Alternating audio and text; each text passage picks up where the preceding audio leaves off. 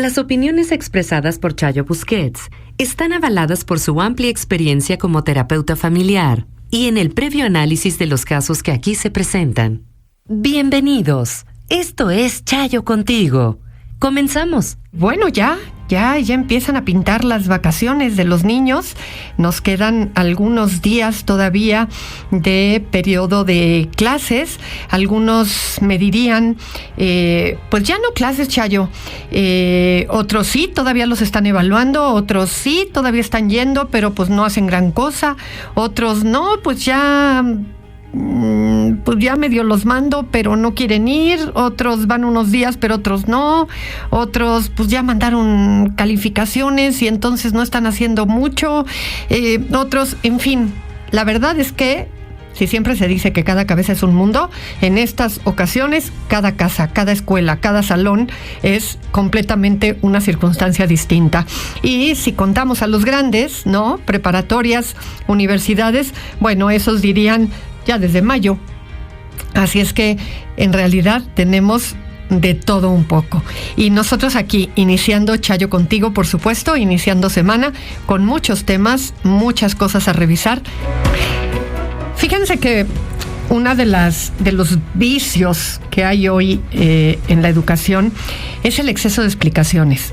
Y ojo, porque yo soy de las que creo que una gran aportación de las nuevas generaciones es explicarle a los niños y a los adolescentes el porqué de las instrucciones, del porqué de lo que hay que hacer, el porqué de lo que sí y de lo que no está bien hecho.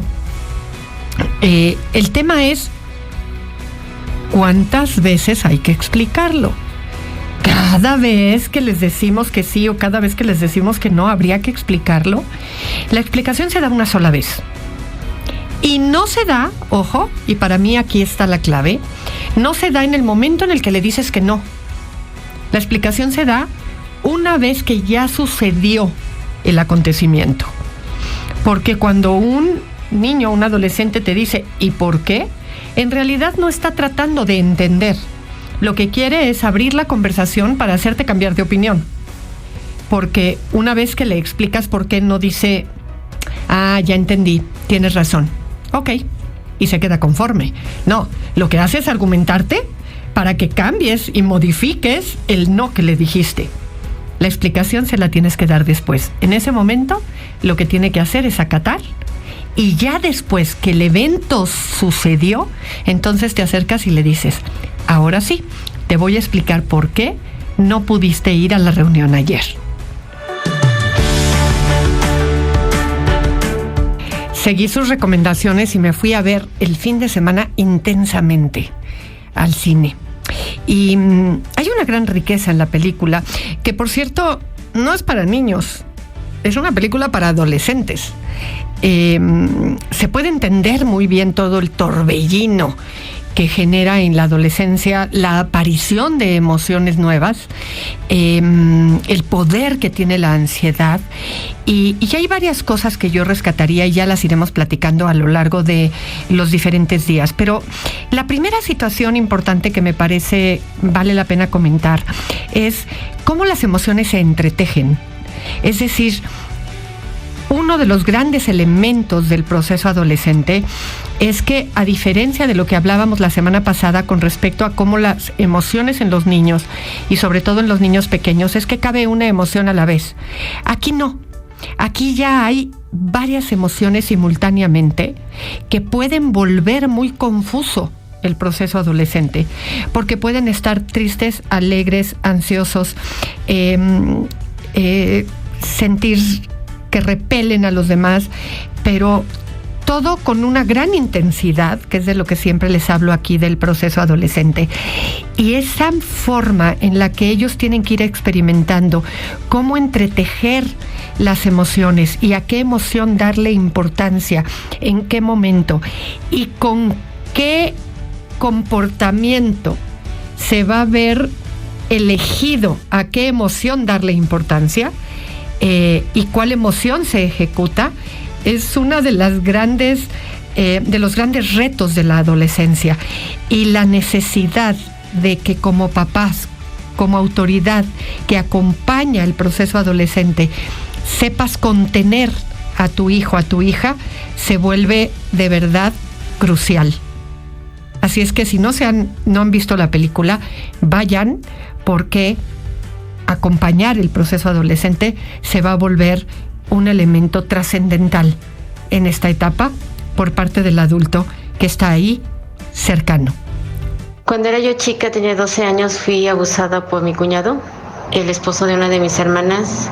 No dije nada en el momento porque sabía que no me iban a creer. Pasó muchos años, demasiados años, me casé. Por la necesidad de quererme salir de mi casa y no tener contacto con él, pues mi mamá me mandaba a la casa de él para cuidar a mis sobrinos. Y él allí era donde seguía con ese abuso. A mis 30 y tantos, 35, 37 años, yo veía que durante todo ese tiempo él seguía bien. Ya no había un acoso como tal, pero sí se fijaba si traía un pantalón nuevo, si traía zapatos nuevos, si traía aretes, si traía esto, y me mandaba muchos mensajes y me decía que no borrara mi foto de perfil, que porque no tenía que presumirles a sus compañeros de trabajo. Se lo comenté a mi hermana y no lo tomó importancia. Hace como 2 años más o menos, 3, yo junté a mis hermanas con mi papá. Mi mamá falleció. Yo los junté a ellos y les dije lo que había pasado con mi cuñado y nadie me creyó. Ahorita yo le sigo hablando a mi familia, pero creo que es más familia de él que mía, pues él sigue presentándose en las reuniones y es el centro de atención, y yo parece que soy la que hizo el abuso. Tengo muchos problemas con ellos, tenemos mucha diferencia, mucha distancia. Tratamos de juntarnos, pero yo no me siento a gusto. Sufro de depresión. De repente me dan muy fuertes porque llega al grado de que solamente quiero estar sola y llorar, y llorar, y llorar, y llorar. Tengo 2 hijos, una señorita de 21 años, 22, y un hijo de 14 años y mi esposo. Yo con mi esposo no tengo intimidad, nada, absolutamente nada. Y quisiera saber qué puedo hacer, qué me aconseja. Estas historias son el pan de cada día en este país. Y no sabes cómo me conmueve tu historia. Es increíble cómo el mecanismo de defensa de la familia siempre se eleva a tal grado que no pueden pensar que una situación así se puede estar dando al interior de sus casas. Y repercute, por supuesto, que repercute en la vida, y tú estás pagando el precio muy caro. Mira, hay varios elementos. Primero, necesitas trabajar en ti. Lo que no hagas tú por ti no lo va a hacer nadie. Les he mencionado muchas veces aquí en el programa el libro Sanar el abuso es posible, de Editorial Trillas.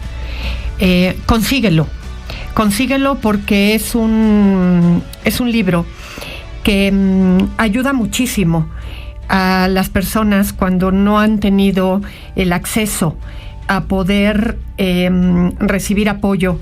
Es un libro de autoayuda.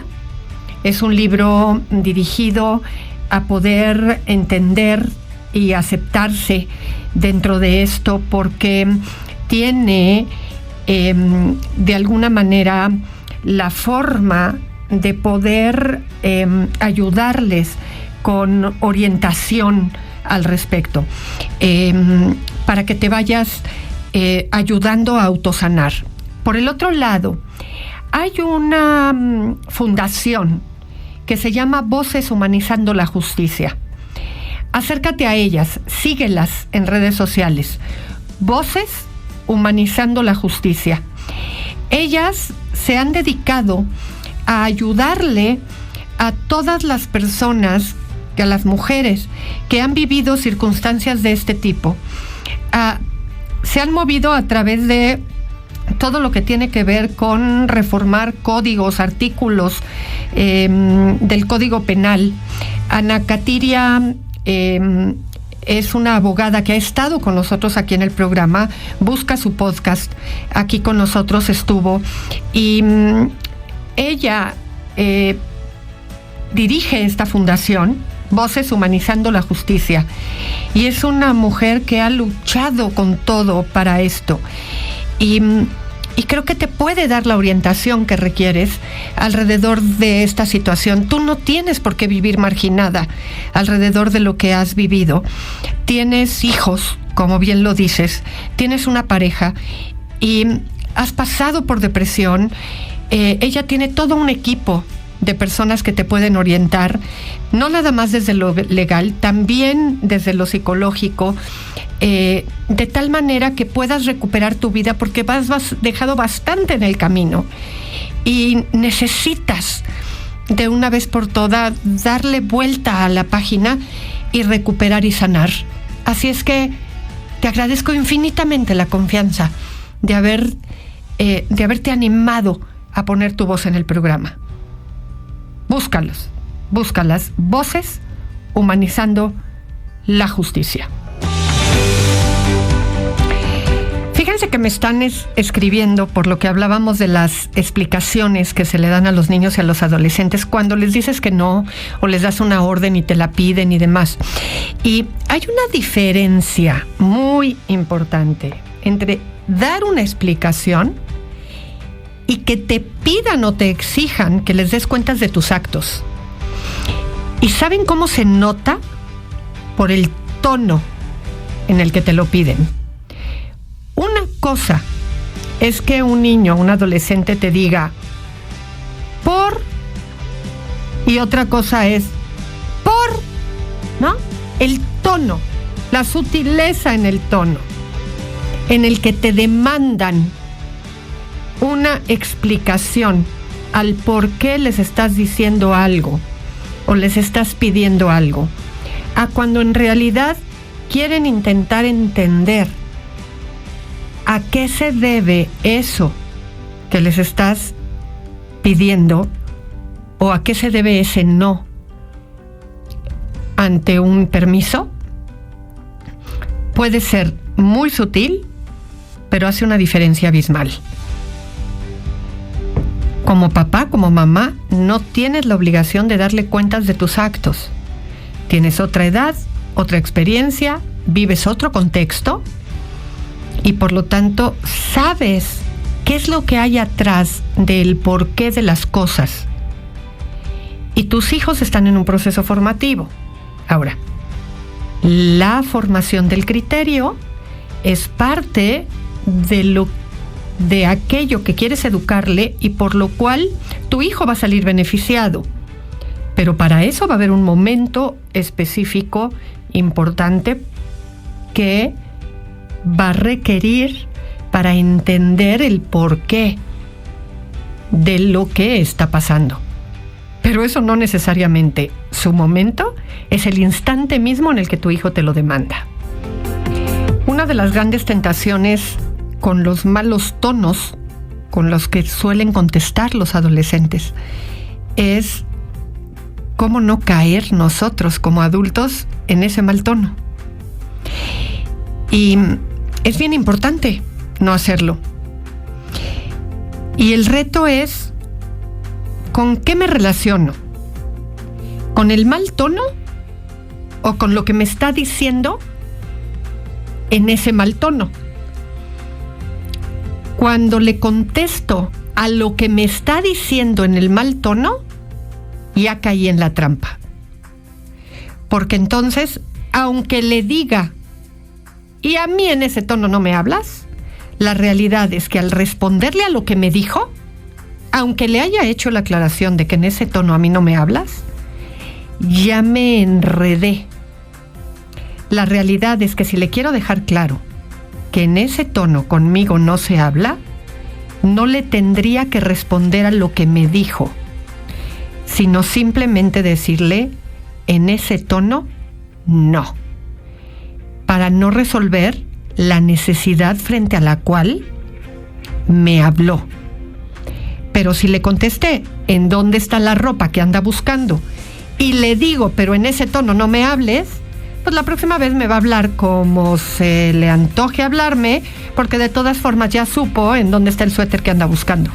Así es que ten cuidado. Vamos a dividir esto en dos partes, porque muy interesante este testimonio. Soy una chica de 22 años que estudio en la universidad. Hace unos días mi papá me prestó su laptop y para encontrar un link resultó que su Facebook estaba abierto y noté que en su sesión aparecían publicaciones de desnudos, de anime hipersexualizados, y en la barra lateral grupos de contenidos de adultos a los que él pertenece. No te mentiré, sentí una decepción enorme porque por mucho tiempo le he hablado yo a él sobre la imagen misógina que se tiene de la mujer, el feminismo y ese tipo de cosas. Y empecé a temblar y mi primera reacción fue irme al baño a llorar. Después salí como si nada, esperé a que todos se durmieran y empecé a revisar su actividad. Sé que cometí un error al invadir su privacidad y aunque nada lo justifica, fue tanta mi impresión que solo quería encontrar algo que lo justificara a él. Pensé que tal vez se unió a los grupos por equivocación o porque quizá no supo manejar las redes sociales, pero no fue así. Solo comprobé que lo consume por voluntad propia. Estos días me he sentido muy mal, generé un rechazo hacia mi papá. Él no es conflictivo ni mala persona, es un hombre brillante en muchas cosas, es respetuoso con mi mamá, conmigo, con las personas en general, pero lo que vi me hizo cuestionar quién es él como hombre, no como padre. Como papá puedo decir que siempre ha sido muy responsable, que se ha hecho cargo de mí económicamente y ha creado momentos de calidad en familia, pero creo que nunca he tenido la confianza suficiente para contarle mis cosas. Hasta cierto punto siento que no me conoce o que no se ha interesado lo suficiente por mí. Sé que su sexualidad a mí no me compete y sus razones tendrá para consumir ese contenido. Es un hombre de la tercera edad e imaginé que tal vez tiene problemas de disfunción y que ese es su escape o su motivación para su necesidad, aunque realmente no lo sé. Mi conflicto más grande es que me siento violentada indirectamente por mi padre, pues al consumir pornografía contribuye a que a las mujeres nos sigan viendo como objetos sexuales, además de que la industria por sí misma explota a las actrices, sometiéndolas a condiciones insanas para el cuerpo y las manipula psicológicamente para continuar. Y ya no se trata de placer, sino del poder del hombre sobre la mujer, lo cual es violento y por ende deshumanizante. Tal vez él ni conozca las implicaciones, pero además de eso, tiene efectos en el cerebro similares a los de las drogas, lo cual me preocupa también. Siento que así como nos conciben y violentan los hombres en nuestra cultura a las mujeres en general, también mi papá ejerce violencia sin darse cuenta. Desde mi opinión, ejerce violencia simbólica. Supongo que mi mamá no lo sabe, pero también creo que ella no merece eso. A pesar de que desconozco sus acuerdos y su vida sexual como pareja, siento la necesidad de no traicionarla y comentarle, pero no quiero hacer sentirla mal y creo que no es a mí a quien le corresponde. Mis esfuerzos por crear mentalidades menos violentas hacia las mujeres ha sido en vano y me molesta mucho su doble moral porque por un lado es muy conservador y habla de damas, pero consume mujeres que no entran en esa definición según su concepción. Me pregunto qué pasaría si yo como su hija fuera creadora de ese tipo de contenido. En fin, sé que mi papá es humano, pero honestamente no puedo borrar la imagen que tengo de él ahora. He tratado de evitarlo estos días y no sé cómo procesarlo. Siento una decepción y un rechazo muy fuerte. Agradecería de antemano tus palabras y gracias por leerme. Hay muchas cosas implicadas en tu correo. Muchas. De entrada, te puedo decir 2 generaciones radicalmente distintas, completamente distintas. 2 roles muy distintos, el de tu papá como hombre, el de tu papá como papá. 2 circunstancias en la vida de tu papá, el de la vida privada y el de la vida pública. Y esta parte muy humana que tenemos los seres humanos, valga la redundancia, de esta contradicción que personas vivimos, de lo que por un lado alcanzamos a entender y por la otra lo que podemos ser capaces de vivir sin en apariencia dañar a nadie. Y por el otro lado me venía, mientras leía todo tu correo, este contexto que en muchas ocasiones he oído de mujeres que, aunque bien es cierto todo lo que dices acerca de los abusos que hay, de cómo sobajan a mujeres, de cómo hay mujeres que se viven atrapadas en circunstancias en donde no les queda otra alternativa para sobrevivir más que dedicarse a este tipo de vida, también entrevistas que he escuchado en muchas ocasiones en podcast de mujeres que se dedican a esto en completa convicción y libertad. Así es que no todo es blanco y no todo es negro. Ahora, me atrevo, como una primera intervención a tu correo, a decirte, ¿ya eres una mujer adulta? ¿Llegaste a esto por casualidad? ¿Tu papá te prestó su computadora sin pensar que su Facebook estaba abierto y que por lo tanto estaban abiertas estas cuestiones a las que él pertenece? Y quizás valdría la pena una conversación con él al respecto. Dando seguimiento un poco a lo que platicábamos antes, pareciera que hay una parte en la que la vida trae consigo una inevitable decepción. A veces son pequeñitas, a veces son grandes, pero no nada más de pronto los papás se van a decepcionar un poco porque los hijos no van a seguir al pie de la letra el camino que los papás hubieran proyectado, sino que los hijos, en la medida en la que se hacen adultos, van a ir descubriendo que estos padres son humanos y que van a ir teniendo gustos, preferencias, incluso un poquito esta miseria que de pronto por ser humanos simplemente tenemos, ¿no? ¿Y qué hacemos frente a eso? ¿Y qué tanto reconocemos que dentro de esta parte en donde nunca me hubiera imaginado que mi papá tal, nunca me hubiera imaginado que mi mamá tal, el haberle hablado tanto, como decía esta chica en su correo, a mi papá acerca de cómo las mujeres vivimos la misoginia y cómo el poder masculino se vive siendo mujer, pues que este papá quizás se quedara callado, pues para esta chica implicaba que este papá le estaba dando la razón. Y de pronto este papá pudiera seguir viviendo cosas en la vida como hombre, ¿no? Viendo pornografía, pues estuviera en la vida de esta chica pues ya casi como descartado, ¿no? Su papá ya no vería pornografía simplemente por lo que esta mujer le había dicho a su padre acerca de cómo se abusa de la imagen femenina en la pornografía. Y resulta que pues sí, este hombre no había dejado ciertas costumbres solo porque esta hija tiene esta manera de pensar. Y de pronto descubrir esto de este papá que solamente oía en silencio la manera de pensar de la hija, pues no por eso la avalaba, ¿no? Y este es un ejemplo de muchas otras cuestiones en las que los hijos pueden llegar en la vida adulta a decepcionarse de sus padres. Y a pesar de eso, reacomodarlos en su cabeza y poder seguir el afecto y poder seguir la relación.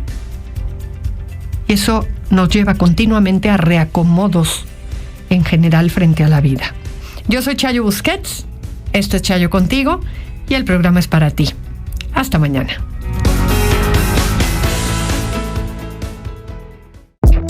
Audiocentro.